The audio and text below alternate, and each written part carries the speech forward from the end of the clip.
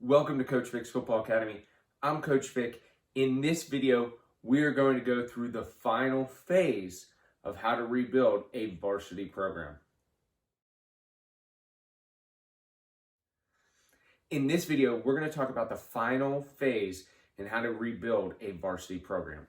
And that final phase is implementation. What do we mean by implementing? Well, we've already got the commitment from who's going to be involved with this. We've already developed our task force of the roles that everyone's going to play and how we're going to do it. And now it's time to actually implement it. Now, when we implement, I do want to make you aware, this process is not like 2 months, we're rebuilt.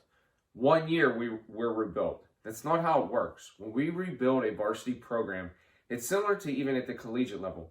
We're looking at about 3 to 5 years to really start seeing the results that we want to.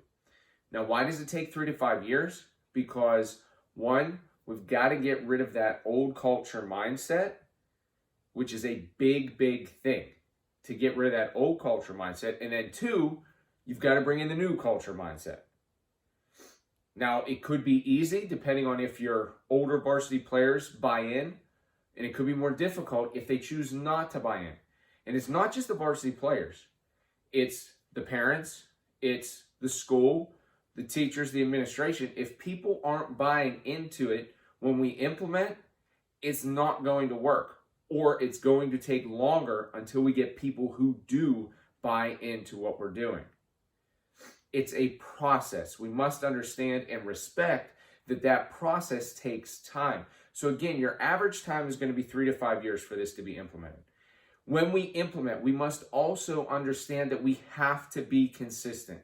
We cannot break down. So if we have a role in place that we're expecting our athletes to follow, and they break that role, and we don't follow the protocol that our task force created, it's like starting over again. And that's one of the biggest problems that I see. People have this great plan, and that's awesome. But then when it comes to implementing that plan, it's like, well, we'll give this one a break here. We'll give that one a break there. No, there's no breaks. You have to force yourself to be consistent with implementing what you said you were going to do across the board. And it has to be from the bottom to the top and the top to the bottom. You got to work together. And the other thing that we got to do when we implement, and this is extremely important, and we talked about this in the first 2 videos as well, on how to rebuild a varsity program. But this part is huge, and probably the most important thing you could do during the implementation stage, that is keep in constant communication.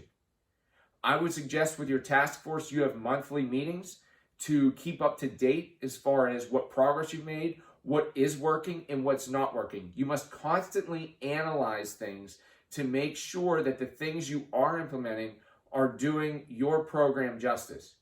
If there's something not working, you communicate that at the task force meeting. You work together to find a better solution. It takes a team of individuals to come together to stay committed and implement this the right way.